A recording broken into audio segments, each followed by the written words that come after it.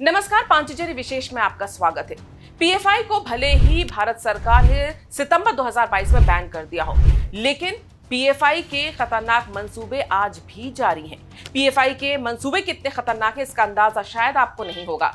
समाज सेवा के नाम पर बनाए गए इस संगठन ने कितनी गहरी साजिश रची थी, जब आपको इसके बारे में पता चलेगा तो आपके होश उड़ जाएंगे। हम आज आपको एक ऐसी सच्चाई बताने जा रहे हैं जिससे आप अभी तक अनभिज्ञ थे। हम पीएफआई की गहरी साजिश और उसके मंसूबों का पर्दाफाश करेंगे। आपको बताएंगे कि कैसे वो भारत को इस्लामिक मुल्क बनाने की योजना पर काम कर रहा था और क्या आज कांग्रेस वही काम करती नजर आ रही है। क्या वो पीएफआई के मंसूबों को पूरा करने के लिए जमीन पर काम कर रही है। क्या कांग्रेस पीएफआई के एजेंडे के हिसाब से काम कर रही है।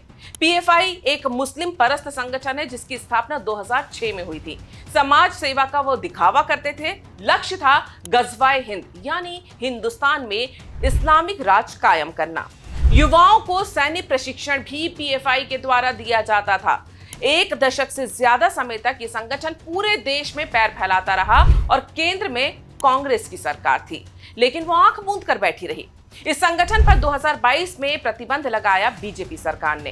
पटना में सुरक्षा एजेंसियों द्वारा की गई छापेमारी के बाद पीएफआई की असली और खतरनाक योजना का पता चला था।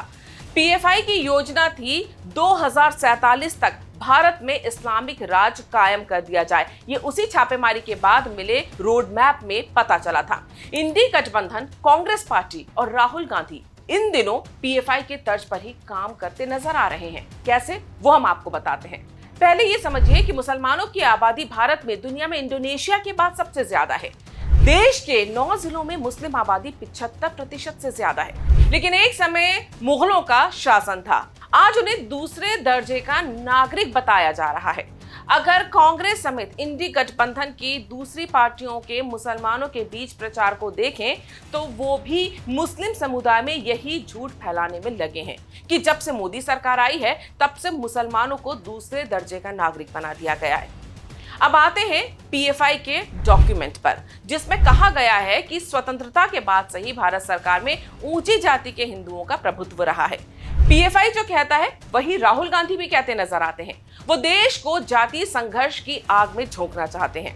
पीएफआई के डॉक्यूमेंट के अनुसार हिंदुत्ववादी ताकतों के उभार के कारण मुसलमानों की सामाजिक, आर्थिक और राजनीतिक स्थिति खराब हो गई। इंडी गठबंधन और कांग्रेस भी इसी लाइन पर चलते दिखते हैं। कांग्रेस द्वारा दलितों और पिछड़ों का हक मारकर मुसलमानों को देना इसी का सबूत है। कांग्रेस शासित राज्यों में मुसलमानों को खुश रखने के लिए कांग्रेस ने आरक्षण व्यवस्था तक की हुई है। पीएफआई कहता है कि मुसलमानों की राजनीतिक स्थिति इसलिए खराब है क्योंकि भारत सरकार शरीयत से संबंधित मामलों पर भी मुसलमानों से परामर्श करने की जहमत नहीं उठाती है। इंडी गठबंधन की पार्टियां भी लगातार 3 तलाक जैसी कुप्रथा को मजहबी मामला बताकर डिफेंड करती रही हैं। पीएफआई भारत में साल 2047 तक इस्लामिक राज का सपना देखता था। इंडी गठबंधन की पार्टियां जिस तरह बांग्लादेशी घुसपैठियों के साथ खड़ी रहती हैं, जिस तरह रोहिंग्या के साथ खड़ी रहती हैं, जिस तरह देश के डेमोग्राफी परिवर्तन को बढ़ावा देती हैं, इससे साफ जाहिर होता है कि मुस्लिम तुष्टीकरण करना और इस्लामी शासन के नाम पर मुस्लिम वोट लेना उनका मकसद है। भले इसके लिए हिंदू समाज को हिंसक बताना पड़े या हिंदुत्व को गाली देनी पड़े। पीएफआई कहता है कि मुस्लिम युवाओं को इस्लाम के लिए सड़क पर उतरना पड़ेगा। ऐसा हुआ भी। सीएए और एनआरसी के मुद्दे पर मुसलमानों को बरगलाया गया। देश में हिंसा हुई, दिल्ली में दंगे हुए। नुपुर शर्मा के बयान पर देश भर में बवाल किया गया, जिसमें पीएफआई के कैडर और इंडी गठबंधन के नेताओं ने खुलेआम सहयोग दिया। पीएफआई का 2047 को लेकर जो रोड मैप है उसमें कहा गया है कि चुनाव जीतने के लिए हमें SC/ST समुदाय में घुसपैठ करनी पड़ेगी। देश में कई ऐसी सीटें हैं जहां 50% मुस्लिमों का समर्थन और 10% SC/ST OBC का समर्थन मिल जाए तो चुनाव बड़े आराम से जीता जा सकता है। 2024 के लोकसभा चुनावों को याद कीजिए, जिसमें खुलेआम इंडी गठबंधन ने ये फॉर्मूला अपनाया। खासकर उत्तर प्रदेश में समाजवादी पार्टी और कांग्रेस के गठबंधन ने यही फॉर्मूला लगाया और तेलंगाना और कर्नाटक के विधानसभा चुनावों में भी यही देखने को मिला। पीएफआई कहता है कि SC/ST OBC और RSS के बीच बंटवारा करना जरूरी है। इसके लिए यह बताया जाना जरूरी है कि राष्ट्रीय स्वयंसेवक संघ एक ऊंची जाति के लोगों का संगठन है।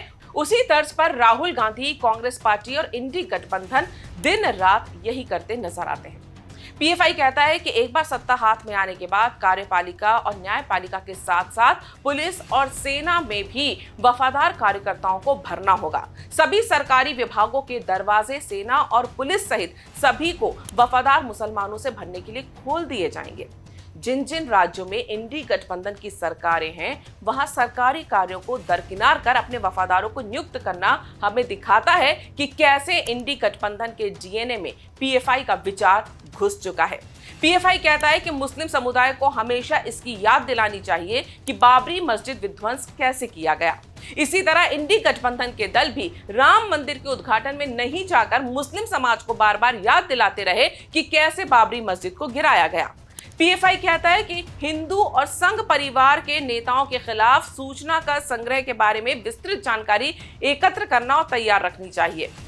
कमलेश तिवारी से लेकर नुपुर शर्मा तक के केस को अगर हम देखें तो यही ट्रेंड देखने को मिलता है कि कैसे नाम पता इकट्ठा करके हमले के प्रयास किए गए।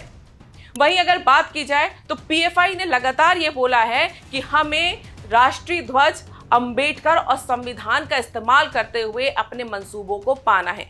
तो याद कर लीजिए कि चुनावों के दौरान कौन संविधान की कॉपी लहराता नजर आ रहा है, कौन राष्ट्रीय ध्वज की बात करता नजर आ रहा है और कौन अंबेडकर के नाम पर समाज को बांटता नजर आ रहा है। ये बहुत जरूरी है कि हम इस तरह की साजिशों को पहचानें, उसके लिए आवाज उठाएं, लोगों को बताएं, जागरूक करें। पांचजन्य हमेशा से ऐसा करता आ रहा है। अगर आप भी अपनी कोई राय देना चाहते हैं तो हमें कमेंट करके जरूर बताइएगा और हमारे इस चैनल को सब्सक्राइब करें। धन्यवाद।